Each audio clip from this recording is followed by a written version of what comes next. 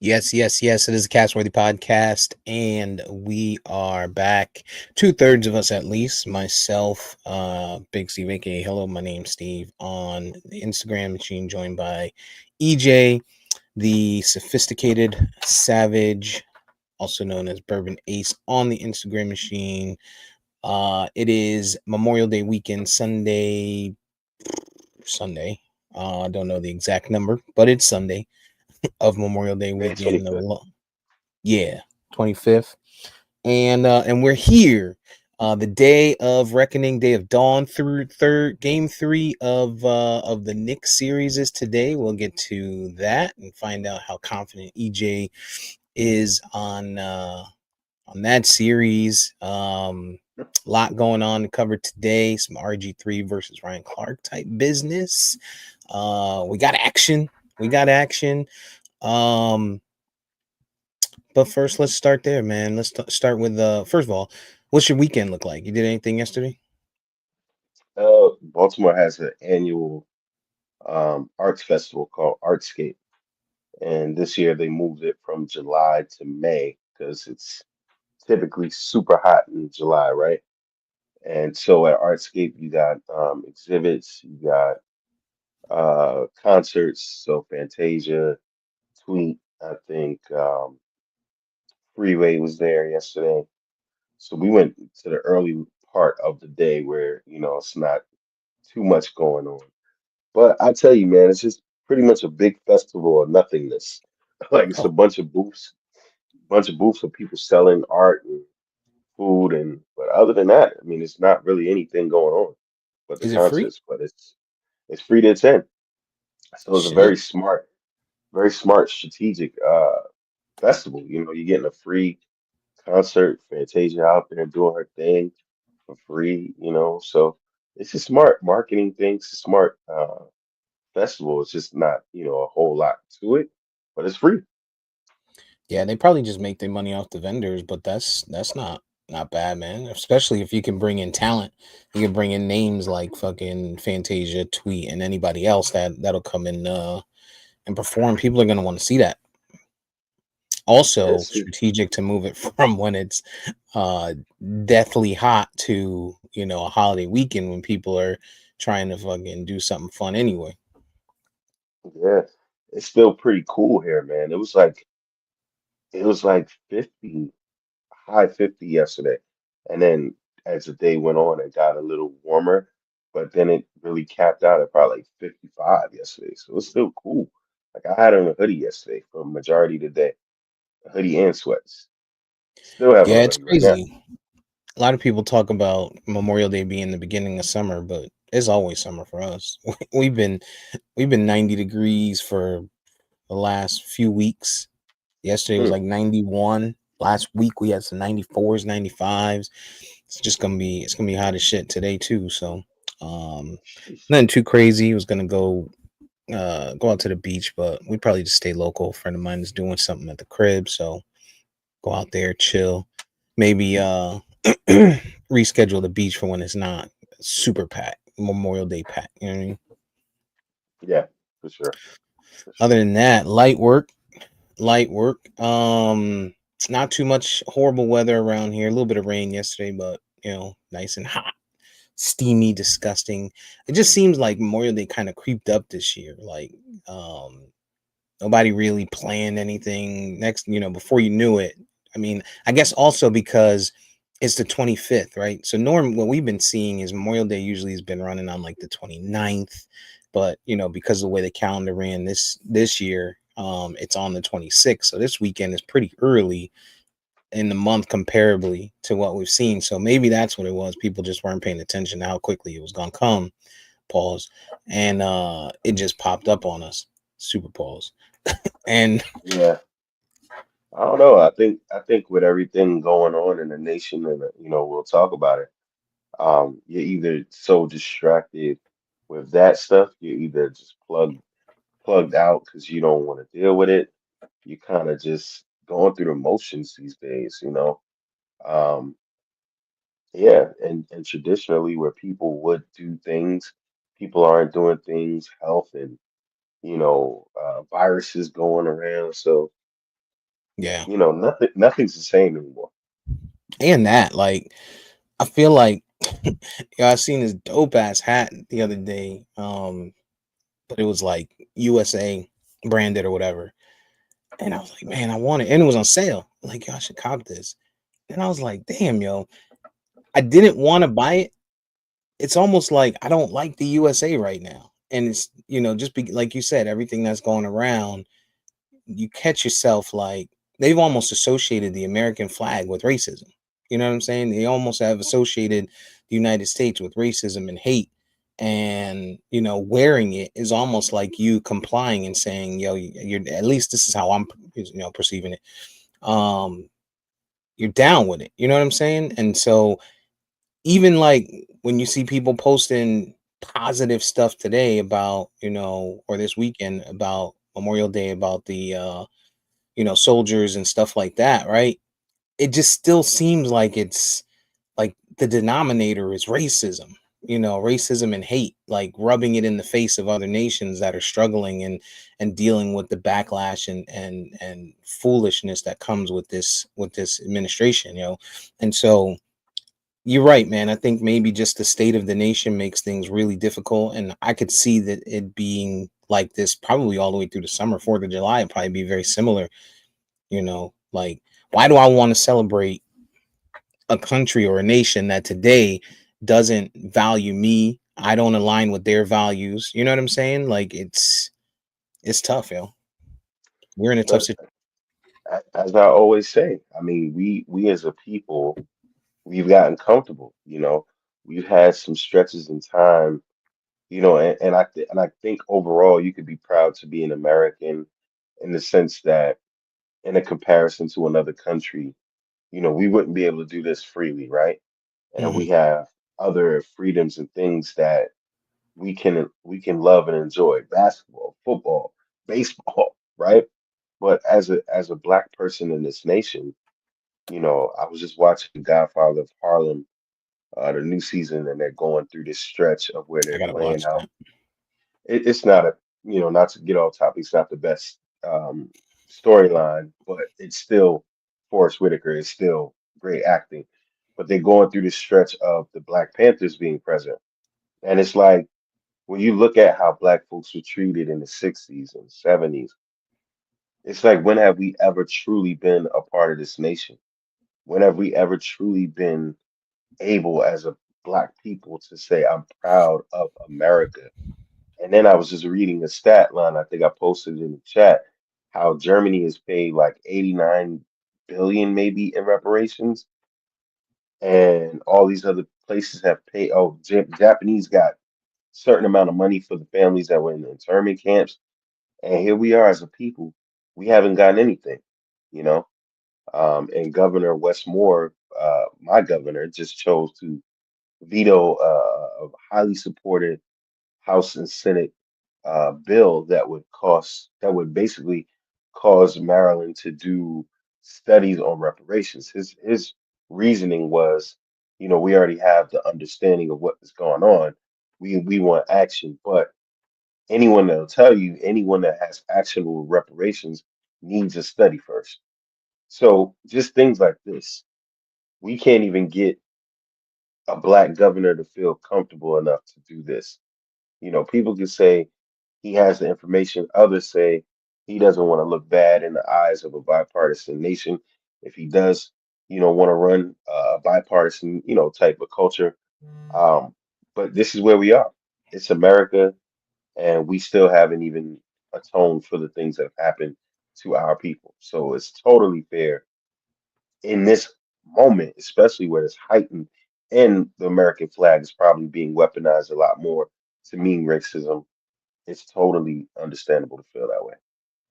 A lot of them are scared, yo. It's like you've seen state property, and Trump is running this nation like that. It's get down or lay down. You know what I'm saying? And a lot of people are just getting on board and playing their part. Like we're seeing how quickly this dude turns on people. Like he turned on Apple this week. Apple was a big supporter.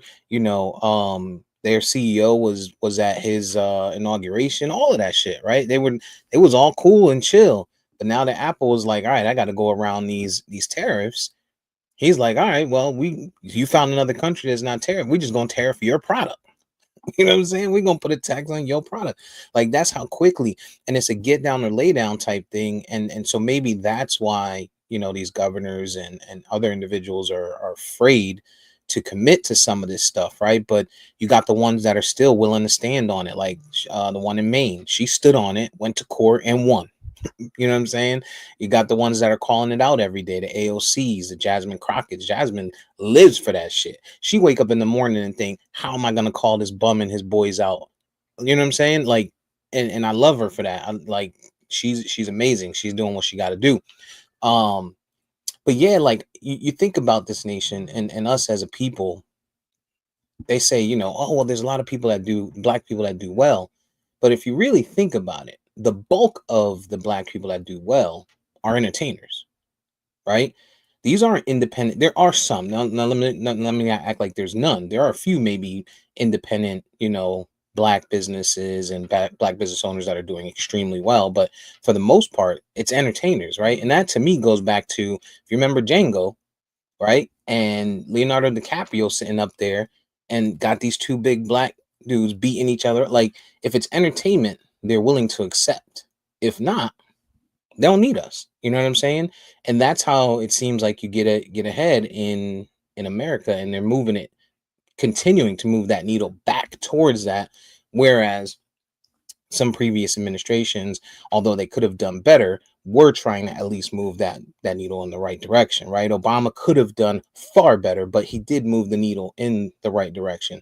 Biden, similarly, right? A lot of people don't like everything he did, but when you compare it to what you have now and what was before him, I think we see the reality that, sure, maybe we missed some stuff, maybe we didn't get everything we wanted or needed, but some of the stuff he did made sense now, right? And you think about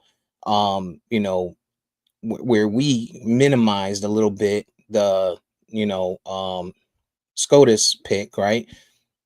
Maybe this was foresight for Biden to say, yo, we have to, like, I get student loans are important to people, and that's that's what people want to see. But if I lose or we lose as a Democratic Party, we got to make sure we do everything to put people in place to prevent this Project 2025 stuff. And so maybe some of that stuff was geared towards that. And I don't know, man. We're in a tough position. We got a long way to go. And again, man, it's tough to represent the American flag. It's even tougher when you want to plan to go visit places. Like I gotta visit abroad coming up, and I don't even want to travel to the Caribbean or to Mexico. We were looking at cruises, and I'm like, do we want to go to Mexico? Like, is it safe?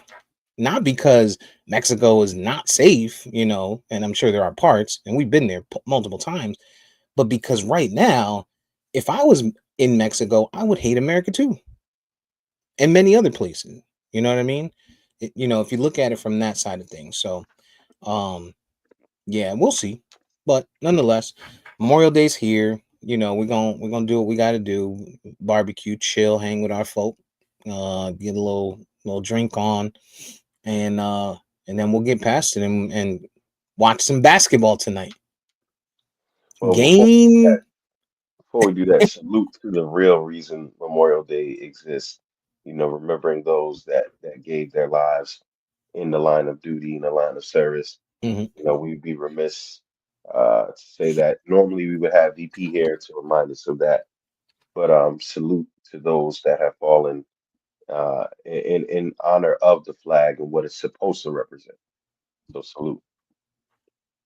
Indeed, indeed. Those who died in active service, for us to have the little bit of freedom that we do have. You know what I mean? Or the lot of freedom that we do have, because I'm sure it could have been it could be a lot worse. Yeah. Could be a lot worse. Could it be better? Yes, could be a lot worse. But shout out to them. And yeah, yeah. Um, Game three, huh? You really want to cause me to start drinking early, huh? game 3. You know what? Well, let's make our way downtown then. Let's start somewhere else. No, no, we might as well pull the Band-Aid off, man. Because I mean, Well, what else do I have to say that I haven't been saying? well, last night, Minnesota tied the game up last night, or the series. No, I'm sorry, Minnesota won their first game last night, so that series is now At 2-1 home, at at home home. though. They blew them out 145 to like 112, 115, something like that. Which is crazy. The NBA is 145 on a regular basis is just weird to me. But so in that series we're getting a lot closer. Minnesota, OKC, Minnesota's, kind of trying to just steal home court, right? OKC went out, they did their job, they protected home court, and we'll see what that looks like for game 4. And if Minnesota can tie it up, then we see a really good series out in the West. On the eastern side of things, I don't know where this Pacers team came from, first of all. Like, I recall going all the way back. Forget about the Knicks and how bad, Thibodeau and stuff. And we'll get to that. But I didn't have the Pacers winning their first series. Like, I had the Pacers out in the first round. In fact, I didn't even think the Pacers were going to make the playoffs at one point this year. And here they are. If they can continue the way that they've been, um, they'll be going to the NBA championship, of course, unless your Knicks have something to say about it. Steve, this team is a prime example of what happens when you have a coach. Rick Carlisle's been there before, unfazed. They went and toppled the Cavs. You can say whatever, the Cavs are hurt, whatever. Cool. They come into the Garden. They're down 17 points in game 1 in the fourth quarter. 17 points and come back to win that game. They did exactly to the Knicks what the Knicks did to the Celtics. I I mean, turned it's that game off. inexcusable. I turned it off It's when I saw inexcusable. 5 minutes and y'all were up 17 or 15 at that point. And I was like, all right, I don't need to watch this no more. And then I It's it's seen inex somebody, yo, it's crazy. it's inexcusable. I mean, that game alone, that should have been a win. Game 2, they going up into the half. The Knicks per par for the course of the entire season. They lose the third quarter and never come back. At this point, I mean, and I've said this, you can cry about how good the bench is or how good it isn't, whatever it is. Tom Thibodeau, and you got to put it on him, right?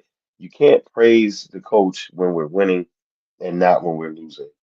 And this is what he does. He peaks out. He doesn't play his bench right. He doesn't make adjustments right. I mean, we got a 17-point run up about 6 minutes, 17-point lead. And when they start to cut it to 12, call a timeout. This dude waits until they got the lead to now try to make adjustments. You can't make this up, man. And this team, and I said this before, the Knicks have been worse at home in the playoffs than they are on the road. That's the only good thing they have going for them going into tonight is that Indiana hasn't been good at home and we've been better on the road. But other than that, this is disgusting. No team in the NBA era has ever come down from 0-2 to win a series. I mean, the only thing we have on our side is that we were also the first eighth seed to ever make it to the finals before this playing stuff. So who knows? They might be able to make history. But if you're a Knicks fan right now, you got to be disgusted. I'm a Knicks fan, disgusted. This is the perfect time for us to get to the finals and actually have a shot at a title. You figure next year to try to run this back with the same coach, the same cast, it's gonna be difficult. Yeah. You got Jalen Brunson, who's averaging 40 and 8. Um, you got Cat, who's averaging right about 30. Maybe a little less than that, about 27, 28 a game in this series. But I think the problem is, and you've called it all year, you've said it all year, but it's worked. And at some point, though, you have to understand, and we talked about it coming into the series, that Indy has a great bench. They have a deep bench, right? And so when you look at their bench, they're getting 15 out of no, I'm sorry, 10 out of McConnell, 8 out of Obi, 9 out of Matherin. They're getting not much, but 10 boards outside of that from Obi, right? Where you guys, you're getting 6 out of Campaign, 2 points out of Mitchell Robinson, and a bunch of and missed free throws, right? Not a bunch, but missed free throws. And McBride gets you guys 9. But I think like Thibodeau has to go beyond an 8-man rotation. I'm looking at game one, right? And in game one, Mikal Bridges played 46 minutes. Josh Hart played 44 minutes. Anunoby played 42. Carl Anthony 40. Jalen was the lowest out of your starting five at 38. And that's in game one. And and that was an overtime game. So you would say, all right, overtime game, we get a day off. Game 2, surely he's going to get some of the bench involved, maybe get these guys, some rest. Game 2, regular game, 48 minutes. Mikal plays 45. Jalen plays 38. Anunoby plays 35. Josh Hart down to 28 and Karl Anthony Towns down to 27. Mitchell Robinson played 30 minutes and went 6 points, 3 blocks, 9 boards. McBride played 25 minutes, got you 5 and 2. Got to get like I see what he's thinking, right? He's not getting the performance that he wants out of the bench that he is using, but you got to go deep. Like Precious Achua needs to get some burn. You guys brought this guy in for a reason. Achua needs burn. Landry Shamet, even if you give him 5 minutes to spell Jalen Brunson, in addition to whatever you give Miles McBride or Campaign or whatever, right? Get this guy some rest. Mikal Bridges, I get it. This guy he's showing that he's, the Cal Ripken or the Eli Manning of the world, right? He's never missed a start since he started in the league, right? But you're giving this guy damn near 50 minutes a night. You can't do it, man. There's no way that he's gonna come out and he's gonna have good legs under him. He's not gonna be tired. He's gonna be able to defend. Like I think this is gonna be the biggest piece. And now you got to go on the road, right? You couldn't even sneak one out in New York. And really you should have won the first game.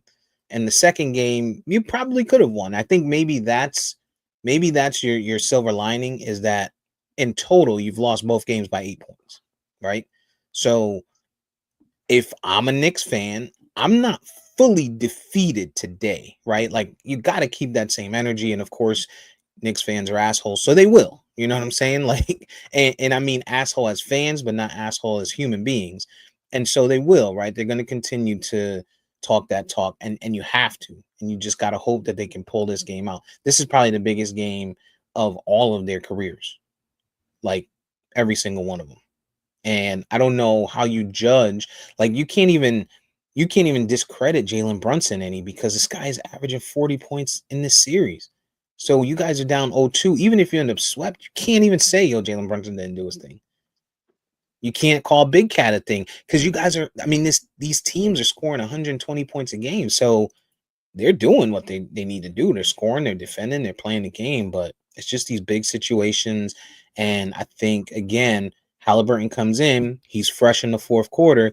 Jalen Brunson is on his last leg. Mikal Bridges, you're like, all right, let's switch up and put him on this guy. Dude played fucking 90 minutes in 2 games. What you like, man? You guys got work But to do.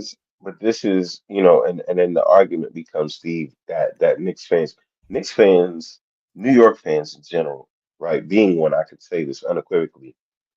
We are the most biased idiots at times. You got Knicks fans, personal Knicks fans I know and love, that will fight for Tibbs tooth and nail no matter what because he's our coach. Where me, I'm a fan of the brand. I'm a fan of the team. If the coach ain't right, he got to go. And Tibbs has been had to go for me forever now. But he wins Coach of the Year, saves himself. Cool. This guy, you can say that the bench isn't good, but you can't play them now in game 2 of the Eastern Conference Finals, and you haven't given them enough run all series, all year. They come in Boston, they do what they do, we're blowing them out. Cool. In regular season, when the bench played and Shamit was up and everything was going well, even in Detroit when he decided to use the bench, they came through. You can't. You can't call these guys number after minutes of not playing them and expect them to be good. You got Mikal Bridges running around tired.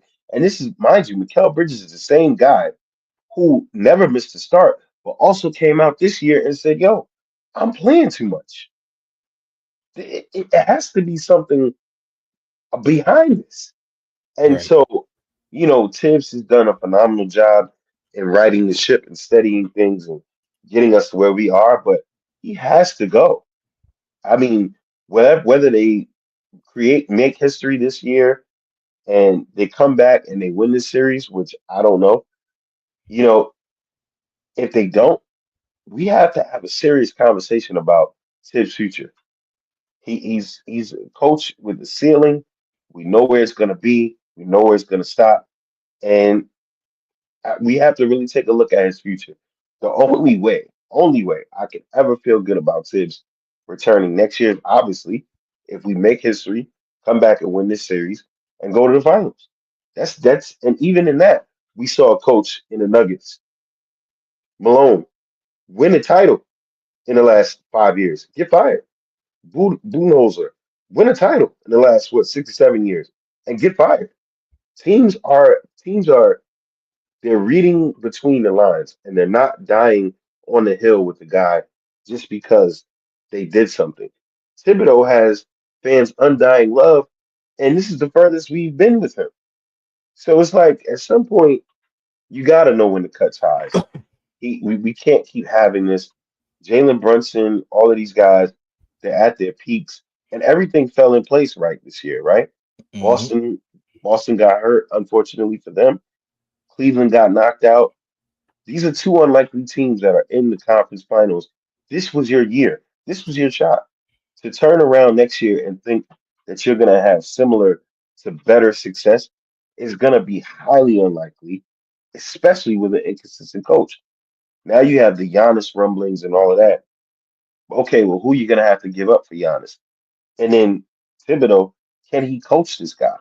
Is Giannis going to want to be coached by this guy?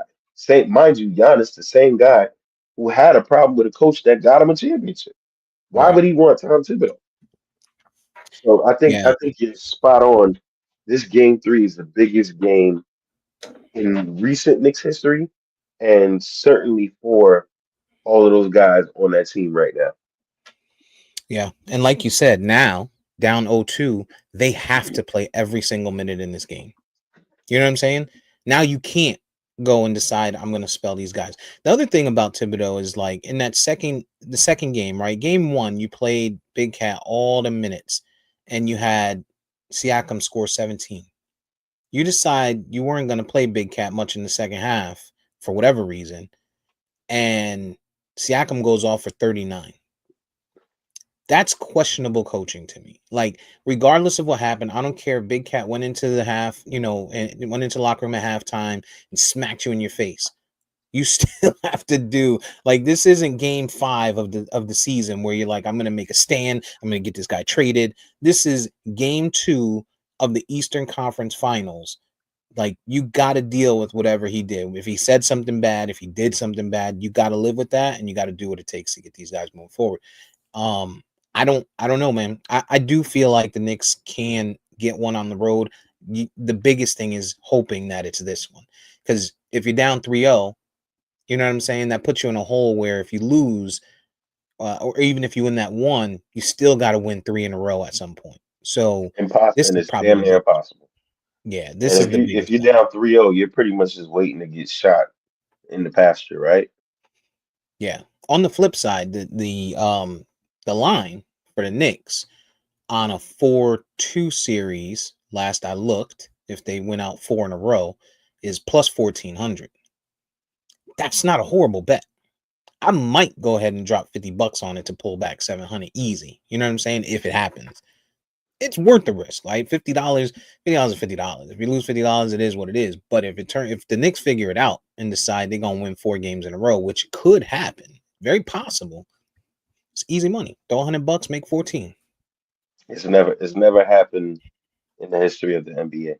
It hasn't. I And I mean, think the line, well, if they go down 3-0, that number goes up even more. Um, but I think um, the line for 4-2 is like plus 600, which is not horrible. You throw $100 and you maybe get 600 back. Backstage. And here we go. What up? Oh, this guy. He's Hmm. come on here I can't just to even hear talk y'all. about the Knicks. Put your earbuds in. I don't have my earbuds in me. Oh, great. I'm in Key West. Like, oh, Key West. Oh my gosh, this guy. Um, Senor E decided to join Steve, can us. you pick up my dog? Can you hear us? Before 3:30. Could you pick up? I'm ignoring him.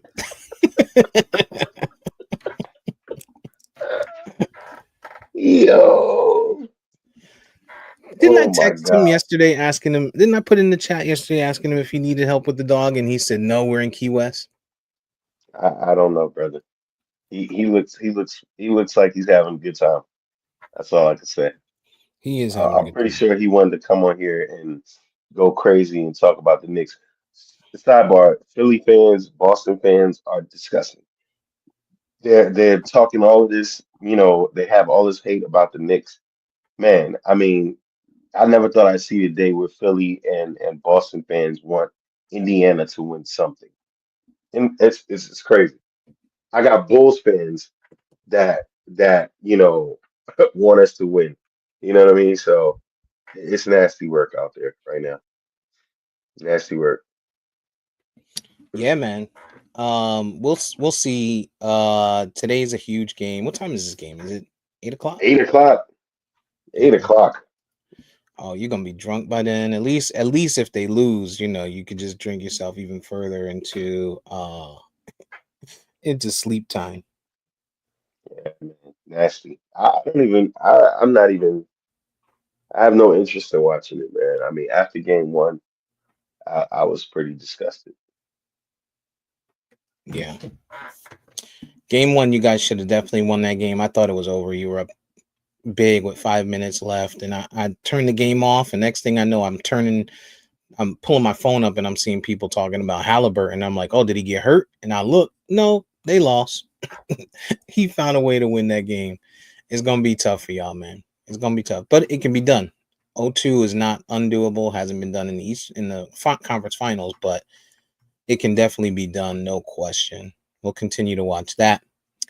Um, Shifting onto the NBA, WNBA gears, shifting over to the WNBA. Caitlin Clark has been getting, man, she been getting a lot of heat lately, a lot of fire. Like Let's every go. game, it seems like these women hate her. Have we ever seen a superstar get this much hate? And I don't mean from like media or anything like that. Usually the hate comes from fans and media, and the grace comes from the players, right? Fellow players and coaches and stuff like that. But now it seems like fans are somewhat 50-50. Actually, I think the fans might be a little bit more 60-40 on her side versus against her. But the players don't like her. Apparently, some of the coaches and some of the media is against her. Why are we seeing this, and have we seen this before? Can you think of this ever, in at least in our time? Yeah, I was gonna say. I think the era matters, right? Because I think Larry Bird, when he first hit the scene, had a lot of hate for being white and talented, but I think that dissipated, at least. And the players, to your point, at least they hated people because they hated them, whether it's Mike or whether it's Larry, whether it's Magic, whatever. But I think in this modern day era, we haven't seen anything like this. And you and I talked about this last year when we saw it then. And you had all these different former WNBA stars. You had all these female commentators coming on trying to convince us that this is just basketball. This is just women's basketball. Oh, you don't watch it enough. Oh, you guys just coming late to the party. Okay, here we are, another season She's already went out there as a rookie and proved what she can do, right? She's brought butts to seats for basketball for women, right? Her and Angel Reese, respectfully. And yet we still see what's going on the court, and not only in the commentary from her peers. And I don't know if it's a man or a gender or woman thing that women just carry these type of things differently, but it's evident that there is a strong level of dislike for Caitlin Clark amongst her peers. If Caitlin Clark was Carlisha Johnson, do you think that she would be getting this kind of hate? No, no, there's definitely an ethnic undertone to this all. Um, you know, it is it's just it's just it is. I mean, whether it's right, whether it's wrong, whether it's warranted, whatever it may be. I don't know if she's done something that we don't know. I don't know, but it's definitely a undertone of culture and ethnicity that's bringing this about. I think. I think we talked about last year just the fact that this is going to sound rude or mean, and it's not meant to be, but they should be happy. They should be praising her. They should be welcoming of her because, you know, it's bringing that game to a larger stage. It's scaling that game to a level that they've never seen before. You know what I mean? At least for the WNBA, right? Um, sure, there are players in the WNBA that are performing better numbers wise, statistically, and maybe even be better players, right? Today and historically. But for what she's doing and the way she plays, she's like the Steph Curry of the WNBA, right? Steph Curry, people always say, well, he's not, don't put him in there with Magic Johnson and don't have these conversations. He can't be in the conversation with LeBron or Jordan or Kobe and so on, right? But where the game is today and what people appreciate today for basketball, which is long threes, big shots, stuff like that, she's doing that. And these other girls, they're playing good basketball, sure, right? Um, most of them or some of them, but they're not doing that, right? In the WNBA compared to the NBA, you're not gonna get dunks. You're not gonna get flashy layups. You're not gonna get in the paint plays. So you're gonna get jump shots. And so when she's hitting these jump shots from deep like that, and you got other players that are going to and maybe do it, just not as consistent as her today, that's what's selling. And that's what people want to see. That's the closest thing that associates the WNBA to somewhat NBA type basketball is that deep ball, and she's doing it. And so they should be very appreciative of it. And from everything we see, right? She never says or does anything that's wrong. So maybe she did or does, like you said, maybe she did or has said something in the background or whatever, but I haven't seen it. We haven't heard about it. I would assume that if she did, it would have come out. You know what I'm saying? Like if she was playing against Angel Reese or somebody and she was like, get off me, you N-word. Yeah, that would have been before the game was over, we would have heard about it. First of all, they would have Yeah. probably beat her, they would have beat her down because black women don't play that. You know what I'm saying? They don't. But they don't care if they're gonna lose a paycheck or whatever, But um we would have heard about it. And so if it's not that, I think to keep it real, right? Because you got your Sabrina Ionescu's that have shot from all over the floor, flashy. She even played against Steph in the 3-point challenge, right? And the Liberty won last year, right? They got a title before the Knicks did.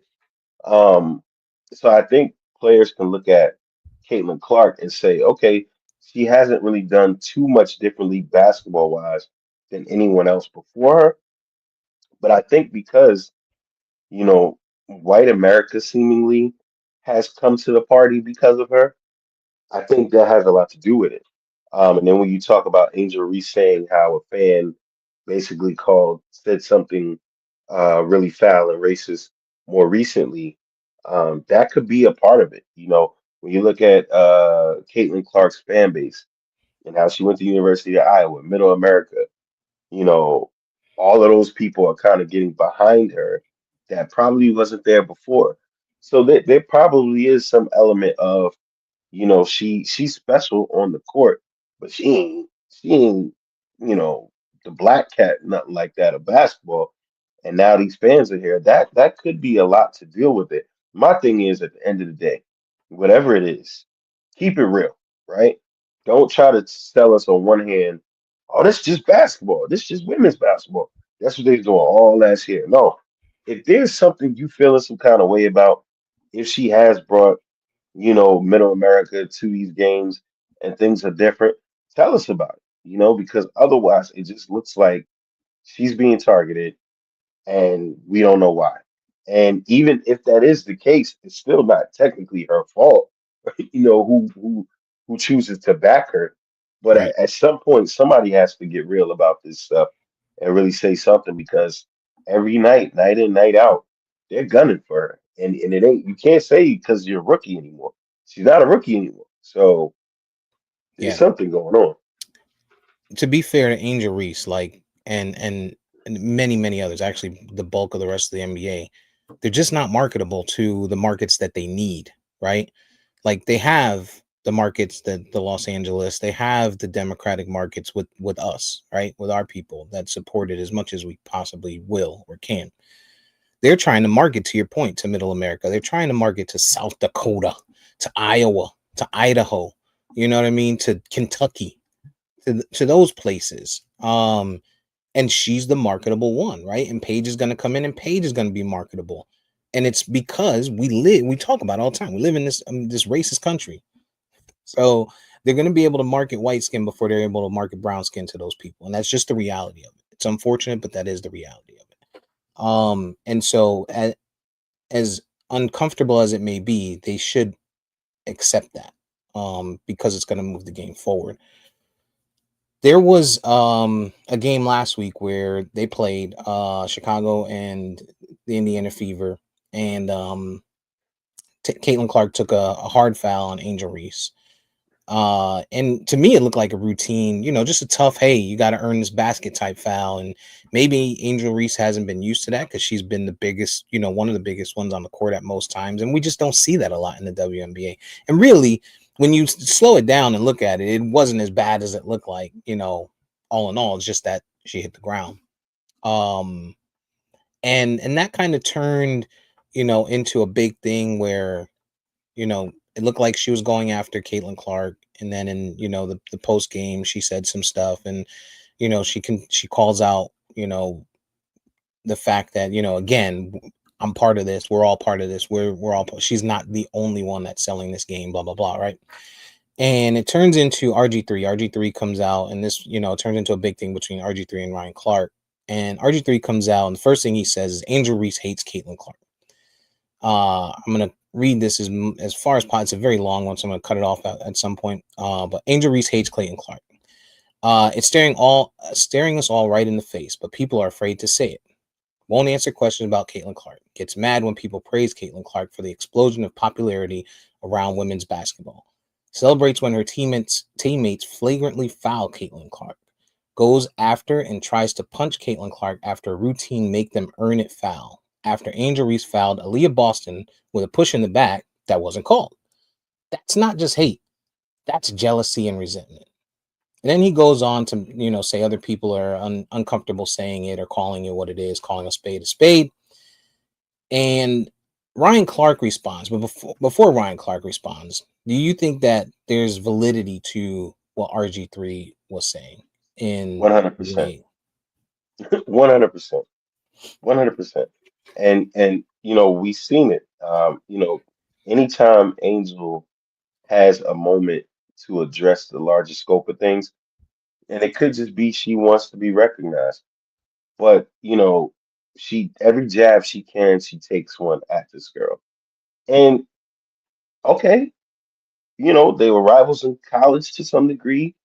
You're jockeying for who the number one person is. You think you're the best. You don't think she's the best. Hell, maybe she even has to be telling herself this, for motivation. I mean, we have seen moments where they have shared the court together as teammates to some degree, be it All-Star game or something of that nature, and it's been cool. But I don't know that she hates her, but she definitely takes she definitely takes a lot of time to show there's a dislike there when there's opportunities to do so. Yeah, I agree. I agree with you. She does. I think maybe right. Angel Reese is looking at it like, yo, I want a chip. Like I want an NCAA chip. She didn't. You know. But we've seen this before in pro sports where a player individually continues to get uh put on a pedestal, even though maybe from a team aspect they haven't won. RG3 responded. I'm sorry, Ryan Clark responded to RG3, and they worked together on ESPN, right? So there's some regularity there, and apparently some history. But Ryan Clark says RG3 saying he could recognize hate when he sees it, when referring to Angel Reese's feelings towards Caitlin Clark, was irresponsible, but not at all surprising. Clark's the biggest star in women's basketball, and deservedly so. No need to beat up Reese to add shine to it. Here's where it gets, juicy. RG3 plays into the narrative that Reese is the villain of Clark's hero origin story. Now, Oberman and Portnoy, who berated Reese in college, have an ally in Griffin. Add him to the list of black men who have adopted the corny trend of denigrating black women, denigrating to affirm their choices. Attacking Reese multiple times in order to gain favor from his desired crowd won't help RG3 blend in more. Echoing the microaggressions of races won't make him any less black than me. So that was one of the first things he said, right? And then at one point, he calls in the fact that, RG3 goes home to a white woman, right? A white wife. So he can't have the conversations. He doesn't understand the anger and the frustration and the challenges that Angel Reese deals with on a day-to-day basis. So I ask you, I mean, we can disregard completely what Ryan Clark said, but I think there's value to it. But I think the second piece where he talks about his white wife, do you think there's any truth to that? The fact that RG3 has a white wife and a white ex-wife, um, that can show or prove or lead to him not understanding the struggles that a black woman deals with on a day-to-day basis. I mean, I think RG3 of all people can probably, if he's honest with himself, understand the struggles that black folk have to deal with. He had to deal with it in Washington, with those guys and how they propelled Kirk Cousins over him. He's had to deal with, being called the corny cornball brother from Rob Parker. Mind you, that got Rob Parker fired. Um, so I mean, he has to understand the microaggressions that exist. I understand when people say that if you have a white spouse, it might be hard for you to understand or have that conversation with them. That's all well and good. But like somebody brought up, Ryan Clark, you have a white baby mother. I don't see I don't see Well, that was how, Jason Whitlock, of course. No shocker there. but I just don't see how, right, you can come at RG3 for his choices to have a relationship like that with a white woman and you've done the same. You've had a relationship with a white woman and procreated with her. So I mean, what has changed? You know what I'm saying? Like I don't understand. Like and I get what he's saying in the sense that, it does seem if you take it from that perspective that RG3 is, perpetuating the microaggressions that come to black women. Absolutely possible. I could see that. But I just don't know how in good faith you can talk about someone's choices and you've made the same. That part I didn't understand. And to me, that's a bit of pandering. It's a bit of pot calling the kettle black. Because, bruh, what did black women say about you when you had a white woman and you had a child with them? That part I don't get. I don't get that part. I can't. I can't get that part. I think RG3 got really mad. He got frustrated. Ryan Clark personally attacked me and my family personally over sports opinion is cowardly, spineless, and weak. Ryan Clark personally attacking me. I'm sorry. It's the same thing twice. They wrote it twice here. I was out of line. I was out of bounds. I apologize, is what Ryan Clark said afterwards, right? So he did come out and he apologized, right, for what he said and said that he shouldn't have brought his wife into the conversation when trying to make the point that he was making. But I think there's truth to what Ryan Clark says, right? I see people or heard people say, well, RG3 has a black mom or maybe black sisters or black family members, so he can understand black women, although he chooses to live or be a part of a white woman's life, right? Or have white women around him at all times when it comes to an intimate setting, creating a life and family and so on, right? But I could tell you today, right? Like, my wife isn't black. And so if someone was to ask me some of the struggles that black women go through or are feeling today in today's society, I couldn't speak to that, right? Have I been in places where I've had relationships with black women or been close friends or my mom is you know been around black. Am I black? Sure, right? But can I say today in today's society I understand that? Probably not firsthand, right? Because I'm not having that conversation. And so I think Ryan Clark is somewhat valid in that sentiment. I also think, to your point, right, RG3 went through it. I think RG3 may have lived through a space or a time where he may have been treated like shit and he yearns for acceptance. And I think that's partially some of what maybe Ryan Clark was alluding to is maybe he has traumas, and I could be wrong, right? Maybe he feels like RG3 has traumas. He surrounds himself and he just wants acceptance from these people. And in his way of gaining acceptance is stepping on other black people. And in this case, um, Angel Reese, a black woman. I do think that there's some validity to what Ryan Clark said, and I don't think he should have had to apologize for it. Like, I get it, from a work standpoint, they work together. He works for ESPN. Could it be career suicide if he doesn't say something? Sure, right? From a Ryan Clark standpoint, but a, a nigga standpoint, like, I said what I said. If I'm him, and No, see me when I get, I you get know. it. I mean, I get it, and I get, again, I think it's okay. So here's the thing: in the spirit of journalism, right? It's kind of tough for somebody like RG3 to kind of say what he sees, because let's not act like what a lot of what he said isn't true. Does Angel Reese hate her? Maybe not. Does she go out of her way to kind of show that she's against her at times? Absolutely. And we've seen that. And to say that that's absolutely false is not being true. So at what point as a journalist does RG3 get to say what he believes is true versus I have to protect black women even at the expense of not telling the truth, right? But then Ryan Clark, you go to this length and then you make it about protecting black women and not black women. Cool. But then you talk about his relationship choices. But you once made that same choice, my brother. You now have a black wife, and that's great. But you once made a baby with a white woman. So at some point, you understood and lived the life that he lived.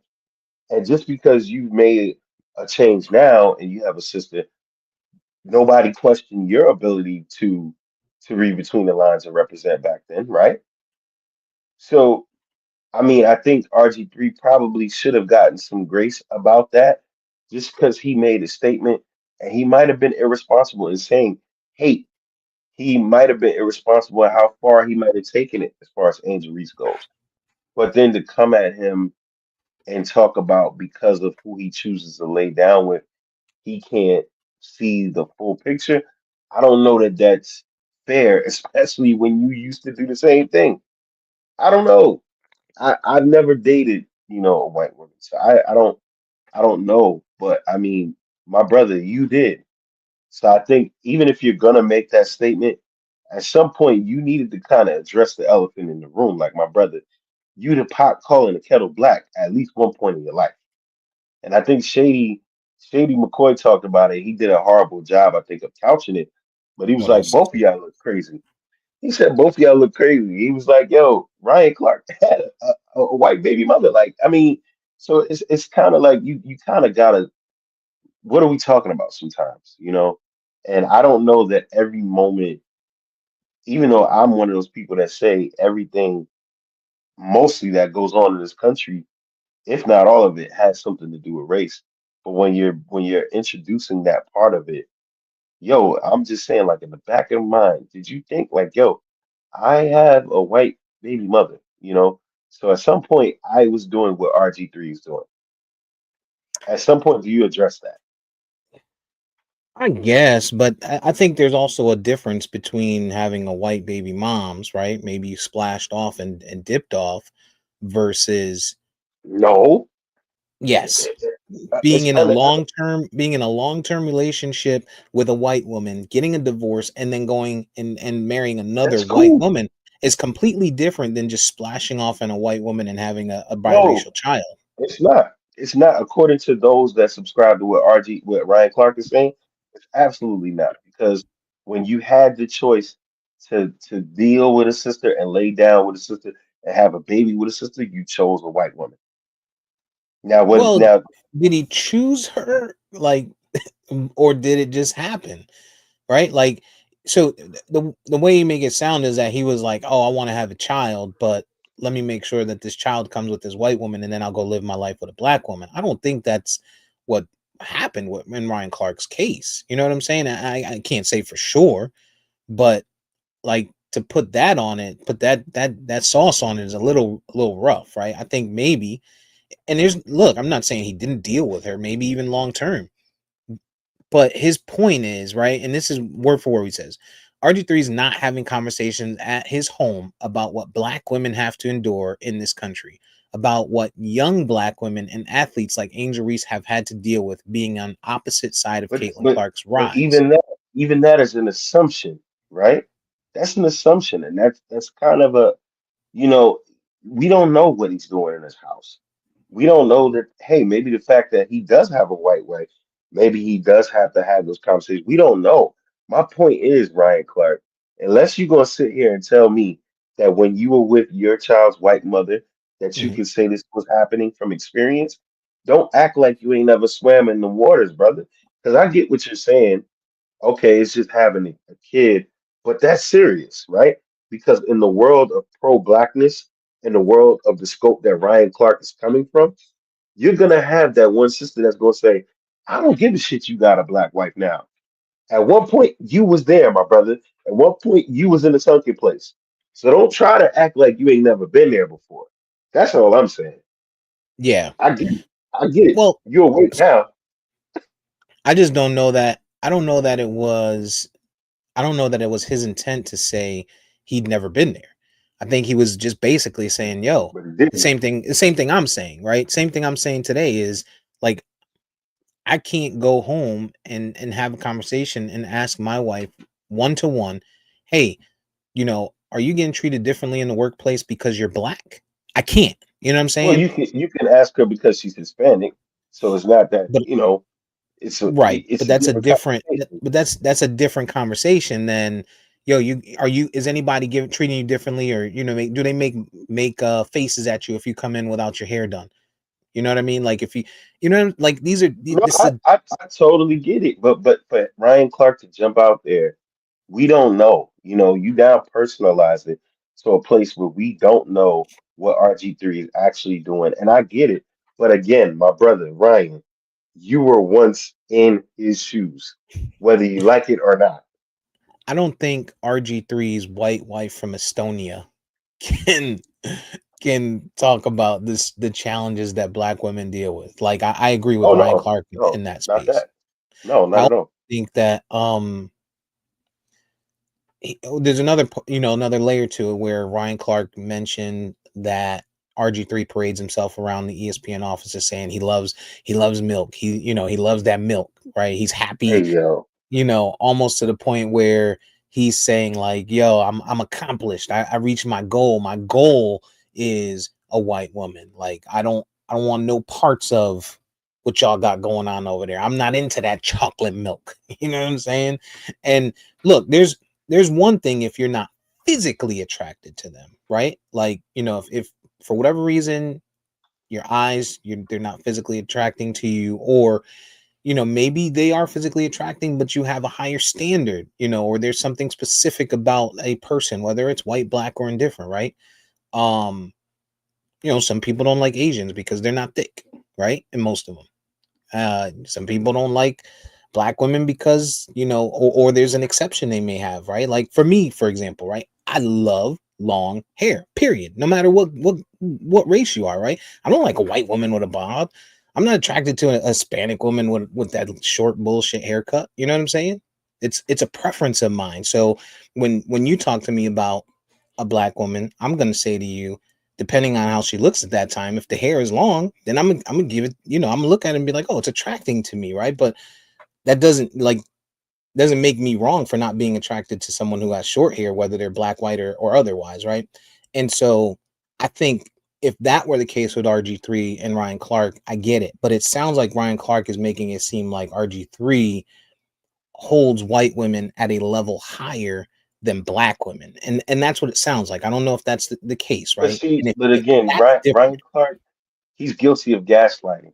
This is gaslighting because either you gonna say what you mean, right? Give us prime examples, give us conversations, give us evidence that RG3 is running around here saying, "Oh, I don't want no black woman. I'm happy with my white queen." Give us examples. Don't try to make these microaggressions against him to try to act as though you know something we don't. If you know something we don't, say that shit and say that shit with your chest. You know what I'm saying? Like yeah, I can't stand these guys that are gaslighting and they want to act like they've been woke their whole lives and come on, bro. Because keep it real. At one point you were him. That's just what it is. Keeping it a buck. or At he's one just point you attracted to, were him. you know what I'm saying? It's possible RG3 or Ryan Clark is also attracted to white women. He smashed a white woman and they had a baby. Right. That doesn't make him the same as RG3. No, I'm saying at some point, right? Because okay, you got a guy like Kwame Brown, right? Maybe a bad example, but there have been guys that have come out that literally said, I intentionally don't date white women because I will never be able to be with one. I've Hmm. done that. I can't do that. Not saying I have some prejudice against them. That's just not my culture. I choose to be with my culture, right? At some point, Ryan, you didn't think that way. So you can't come out today and act as though there's no point in your brain that made that okay for you. See, now you're trying to vilify almost in an undertone way of saying this person only likes white women and he's dealt with one. Okay, cool. Well, speak to how it was with you. When you were with one, were you able to be this way or not that way? You had a whole child with one. It's one thing when you going through. So you talking about a long-term commitment. You got to deal with this person for the rest of your life. So you just gonna ignore the fact that she's white? I just, to me, I get what your point is, but if you know something different about RG3, give us some real evidence. Say it with your chest. To your point, don't apologize. But let's also not forget you made a baby with a white woman, so they wasn't always the bad choice for you. Yeah. Yeah, I also don't like that. I don't like he made a comment about somebody having a white wife, so let's expose that he has a white baby mom's. Like what kind of, to me, that's not exposure. That's, I smashed a white woman. She ended up pregnant. We had a baby, and that's my kid. Like, you know what I'm saying? But I don't think that changes. That doesn't make Ryan Clark any less pro-black, in my opinion. The fact that he's a white But child, that he has what I'm saying to you is, depending on who you talking to, it could. Because there are sisters out here that have always championed the fact that there's no reason for a black man to deal with a white woman. And I'm not saying that this is my perspective. Again, I wouldn't say what Ryan Clark said, especially knowing that at some point I chose a white woman over a black woman. But that's just what it is. Like whether you agree with it or not, in that pro-black lens, someone always is gonna be able to say, "Well, when you had the chance, brother, you went this way. You didn't go that way." And you could say, "Well, I'm not married to one," but yes, you are married to one with your child, ongoing through life. Well, that could have been a black woman you had your first child with. So anybody could say anything, and that's what I'm saying. When you open up that floodgate, in which Ryan chose to do when he brought in that element of the conversation, you're fair game, my brother. You fair game. And I'm not knocking what he's saying totally, but let's not ignore the fact that you at Yeah, one point and I think that I just see that as ignorance, right? Like the fact that somebody it would sit and say, and I know that's not what you're saying. You're saying that there are people that will. I see those people ignorant, and I see them no better than the white person that says the opposite, right? To their people, right? Like, well, if you slept with Tyrone, then we don't accept you no more, Becky. That's the same thing that you're saying that they're saying to somebody like Ryan. Well, you no, I'm slept not with Becky, saying that so they don't we're not accept you. accepting you. I'm not saying that they don't accept you. What I'm saying is somebody's always gonna look at that and say, yo, at some point you decided that you didn't want a black woman to procreate with. And that's the facts. And But I'm is just it saying it, see, and that's the thing, right? But is it a want or is it like yeah, you can't help who you yes you like. You can. can't help who Yes you you can. Steve, what? it's the same thing, but that's what I'm saying. That's my argument. It's the same thing for RG3. You're saying he prefers white women. That's who he likes.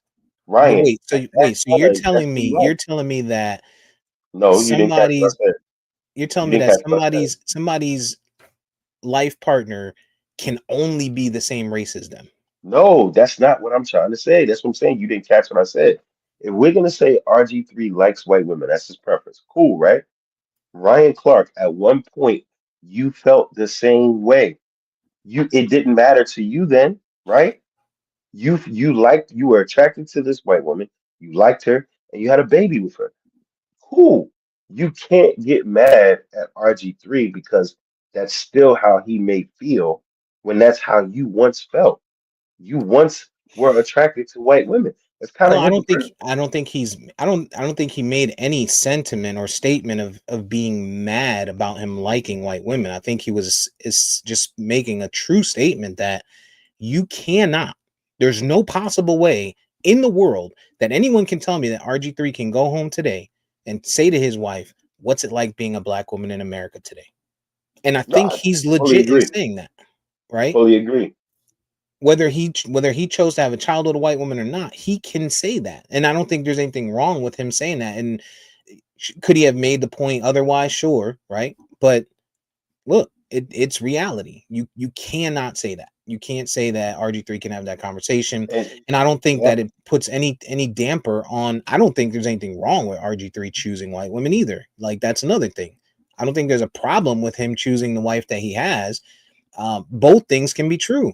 You can be just fine loving, liking, and appreciating a white woman or white women.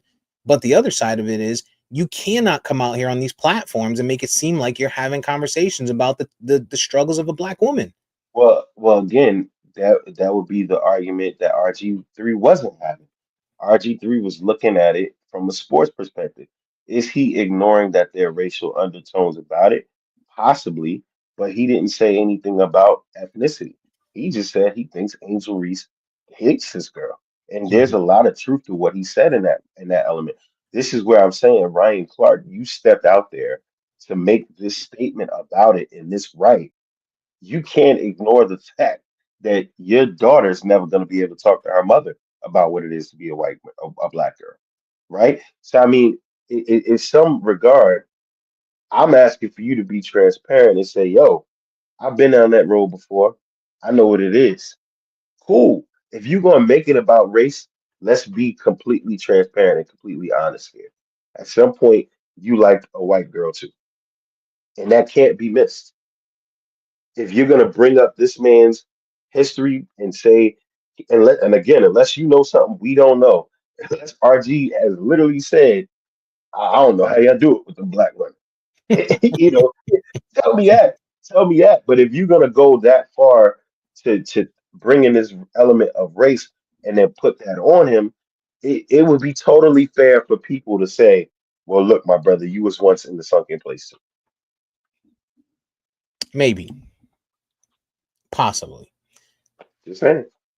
I think if he was trying to, I'll agree to disagree and just end with my point. If he was trying to um challenge RG3's blackness, which I don't think he was, I don't think that was the intent, then yes, right? Because if he was saying, yo, you're less black because you fuck with white women, then yeah, now you could say, yo, your baby mom's is white. So how are you blacker than me? Right.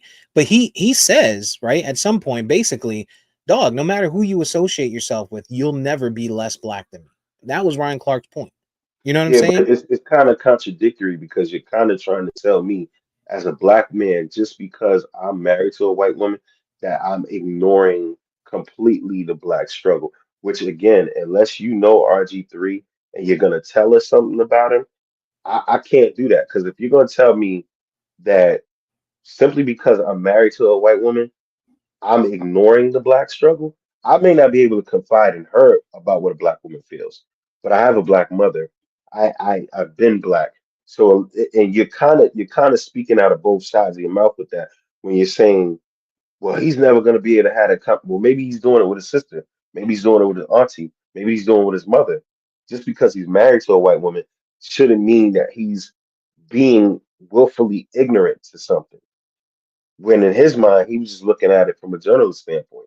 So Ryan, you kind of did come at his blackness when you did that in a roundabout way, and that's what I'm trying to say. I think he sees RG3 as a Whitlock Coon type. Absolutely, and Rob Parker felt that way. That's what I think. I think a lot of people see RG3 to be that Whitlock, that there's many others, right? And maybe he knows that RG3 voted for Trump or something. maybe that's maybe he knows he's like a MAGA guy or some shit, and he just won't come out and tell us. But as mad as they are about, black athletes and white women, wait till they find out Travis Hunter just got married. Boy, oh boy. But is she white or is she Spanish? She ain't black, to your point. Yeah, And not only that, I think there's bigger problems with that Travis Hunter has. Travis Hunter's girl need to be an agent, yo. She need to be a sports agent. She like, yo, let's get this deal done before the season starts. Let's get this deal done before the season starts. While you in camp, let's get it done. This way, I'm secure and I'm locked in. Hopefully, I'm hoping Deion Sanders had, he said he did try to have the conversations with him. I'm hoping that they, sat with this kid. Like, I'm hoping that this kid made the right decision. I hope if he he got ain't get a his. prenup, it don't matter. I hope that's what I mean. I hope he got his prenup in order, and I hope he got a good, strong one because, yeah, man, going into this life, going into the athlete life on the road, groupies, top pick, big money. You know what I'm saying? And not only that, he's a simp. So these broads that been around, that been with some good athletes getting money and still probably are, they gonna treat this kid just like they did Zion. You know what I'm saying?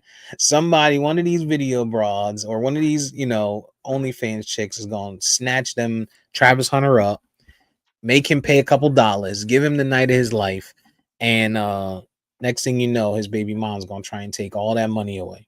And I just hope that he has taken that into consideration. They were able to talk him into the prenup. And we're talking about her from a character standpoint, from what we've heard come out of her mouth and the things that we've heard about her. I mean, obviously, we don't have a personal, knowledge of her, but it's just been some spooky things, I guess, that have swirled around her and her intent for Travis Hunter. So Yeah, hopefully and he'll be all videos, right. videos and images of her being at parties with other dudes while she's in a relationship with this guy, you know. And then, when he gets his awards at award ceremony, she's sitting there with a puss face on her face. You know what I'm saying? Like, these are the things that, like, I don't know that this person has your best interest at hand. I don't know that this is the person you want to spend the rest of your life with. Maybe you just want to smash and have a baby with her like Ryan Clark versus create a, a long life, of companionship like RG3. Well, if you have a baby with her, newsflash, brother, that is a long life of some type of Well, that's why I said partnership. Yeah, yeah, we companion, all right, paying we that check. we know. I mean, shit. Anthony Edwards is telling us that you don't have to have companionship to have a baby, moms. He Let's just hope. like Let's just hope he don't do nothing crazy. That my guy. boy. My boy said, "Yo, I'll give you the pay for the next 18 years. What you like? What you want? Just leave me out of this." Travis Hunter, man, I feel for the kid, man. I hope either one of two things, right? Like I hope that even if he didn't get the prenup, I just hope that it all works out, man. I hope that he sat down and had a long conversation with her. Maybe the lifestyle that he's going to be able to continue to create for her moving forward, she'll realize that she'll turn from into a Savannah. That's all you can And hope for. Turn into a shit, Savannah James, yo. Glow ain't up too, and ain't be a too good many. woman. Ain't too many of them Savannah, man. Shit, we Exactly. listen. Savannah's she's one of one, bro. One of She one. is. She is. And she blew up because, whoo, poor Well, you're Savannah. supposed to when you get that LeBron money. That's true. You're That's true. supposed to. Let's just hope I mean, she's more Savannah than she is Aisha Curry. I was just about to say we had to pray for her at one point too. So you Yeah. know, they seem like Aisha they running got around that. talking about how come they don't give me attention? Bitch, because you married. What? Why do you What? want attention? Who fuck you mean?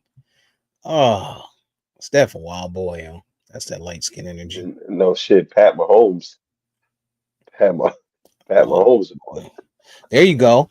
That's the RG3 right there.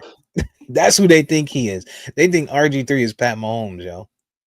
That's Yo, exactly Pat, what they think. that shit is different right there, boy. That shit is different. We gonna pray That for whole, all these guys. huh? We gonna pray for all these brothers. Yeah, we just hope that, things get moving in the right direction for them. Um, Shout out to Travis Hunter though, man. He's gonna be down here in Jacksonville, and I think I don't know if it's complete, but I think the deal is all but done for them to play much of next season here in Orlando, which would be pretty dope while they get their stadium redone. I'll be able to. Mhm. I might buy some tickets for that, some season tickets. Yeah, that'd be good. Be nice See, to go see who's right on the down the road. schedule. Yo, have Yeah, you been man. paying attention to Papoose and Remy lately? I saw some headlines. I saw Papoose posted, some gifts that he bought her. He He put a finally video spoke. out. He finally spoke. Man What's had the enough, yo. what's the gist on that? I mean, basically, he just came out and was giving receipts on to how she's been cheating on him. He's been dealing with it. How she was messing with the dude Easy the Block Captain since 2022. And he played the audio of, Easy the Block Captain basically talking about how he was blackmailing Remy at one point. Then Remy, called Papoose after Pap punched Easy in the face and just Remy looks crazy, man. She looks real crazy right now. Remy is a dude, yo. Like Remy is a dude. She is a dude. She went to jail. She did her bid. She got held down by her little thing at home. You know what I'm saying?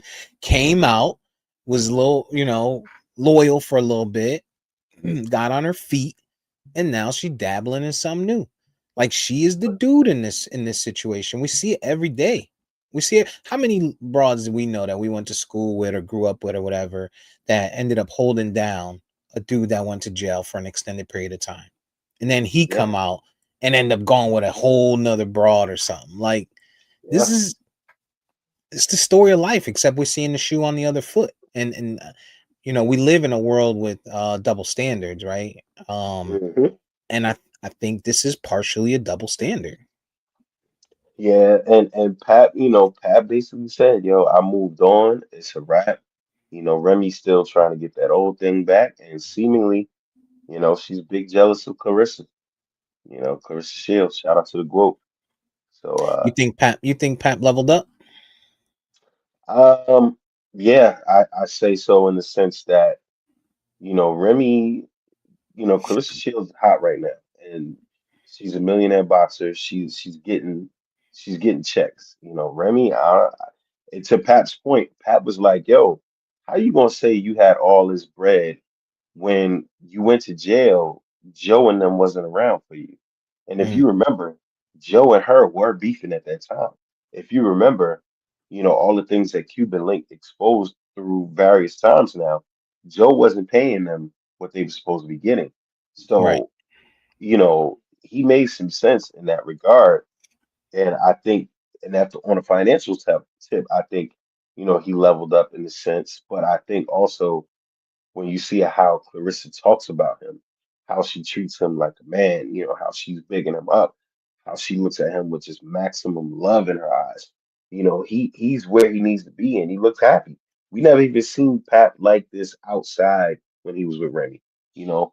So I think in that sense he definitely leveled up. He found somebody that, seemingly loves him for who he is, you know. Yo, it's wild to So me. Papoose is arm candy for all his life, yo. He went from Remy's arm candy to Curry. Like, yo, you a plus one, my dude. You a Yo, plus one. shout out to him, man. He held it down, he did as best as possible, but and I like Clarissa Shields, man. She was on I think it was Jennifer Hudson's or one of them shows. Just the way, the admiration and the love that she spoke about him, that's what a brother really needs, you know what I'm saying? Like just talking about life, just speaking life into his existence. Even in her interview, she's not had never had anything bad to say about Remy, despite all the stuff Remy has done. Remy putting her personal phone number to the internet, like just craziness. Yeah. Um, with hey, there's these, That's a where to big come girl from. versus a hood booger though. Like Remy, Yeah, like that's Remy that's is each slime, generation. yo. She's a That's that slime ball, generation. yo. Like That's you that shot generation. somebody. I know what time it is with you. You shot Over somebody and laid down, less than $1,000. right? And laid down for it. Like I know what time it is with you. Yeah, she's a scuzzbutt. Shout out to Papoose. I think the rooms that he gets in are way far bigger now. So I think he has leveled up. Like those rooms are way bigger. This opportunity, for his wife is bigger than a rapper. You know what I'm saying? Any day. This is trips to the Olympics. This is like, Dubai, and Saudi Arabia cards, yeah, and even Clarissa said, and Pap has been an executive behind the scenes in music and entertainment for some time now. And even Clarissa recently said, he's shown me how to get more money in certain ways. hmm hmm So I don't yeah, doubt it. I definitely we don't gotta doubt it. take it. We gotta take this L, man. Shout to him, man. And of course, Remy gonna try to get back. They don't like to see you happy when you're not with them. So you better Yeah. not be too happy over there now, dog. You might get you might get a little phone call or two. Um, what you been watching? Man, Godfather of Harlem, like I said, Raising No, Cain. before you move on from Godfather of Harlem, and I meant to Mhm. say this earlier when you brought it up. I didn't know that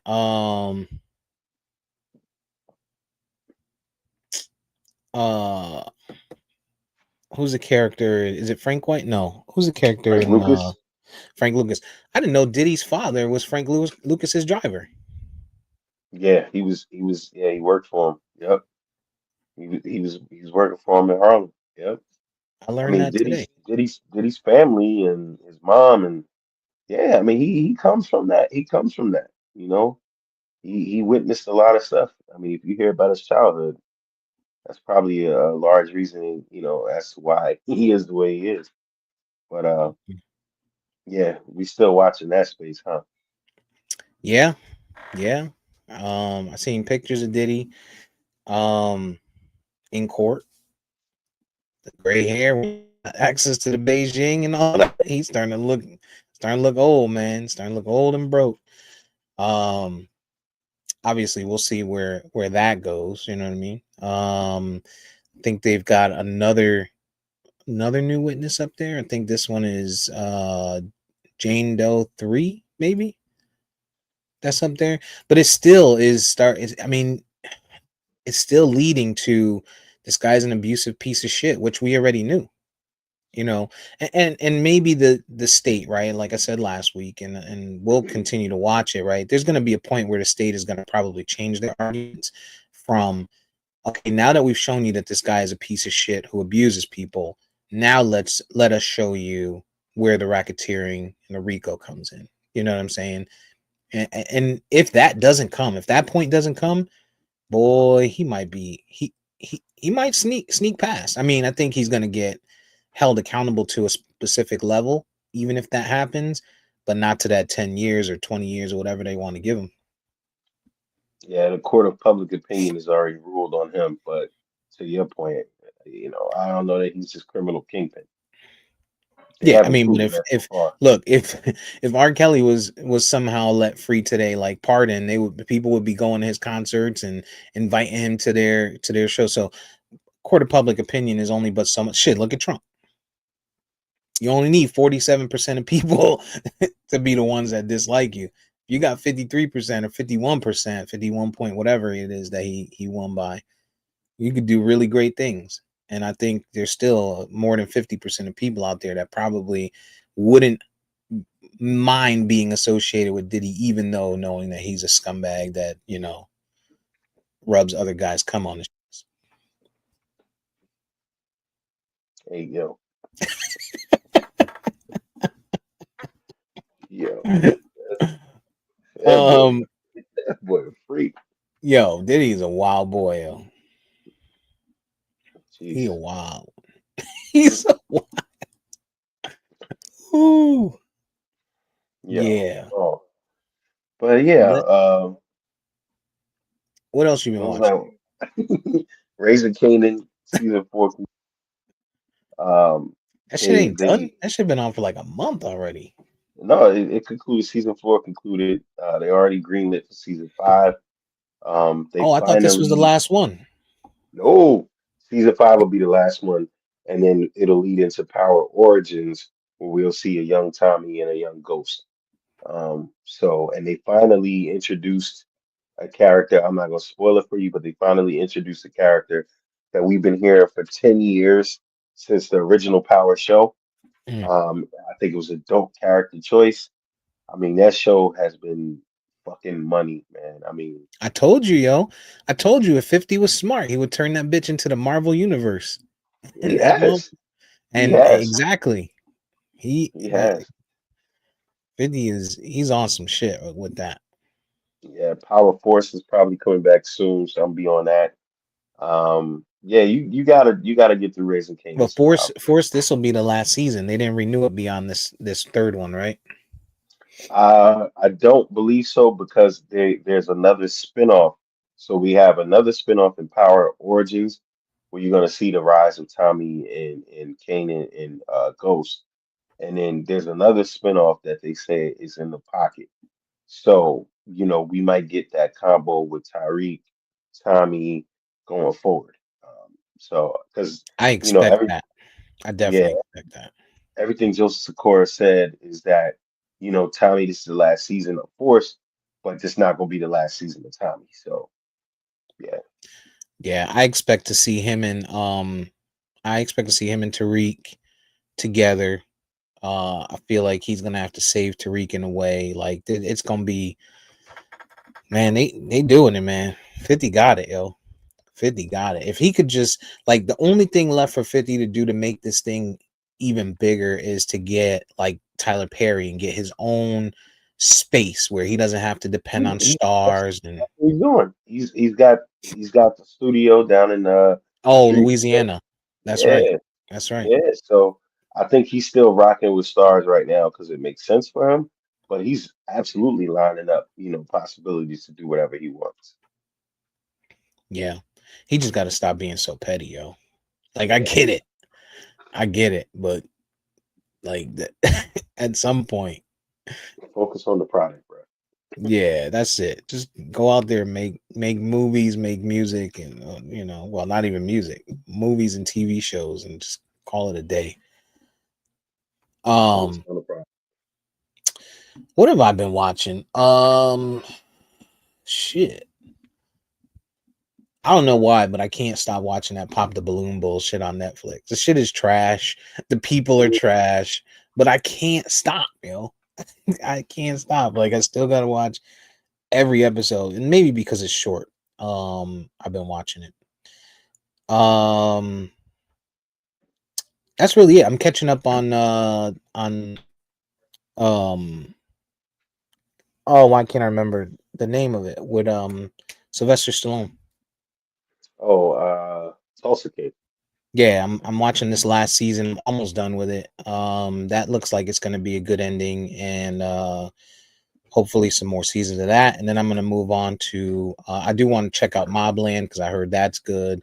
Heard it's And at some fire. point, Yeah. I do have to get to Raising Kanan at some point. That is definitely on the list. I just haven't.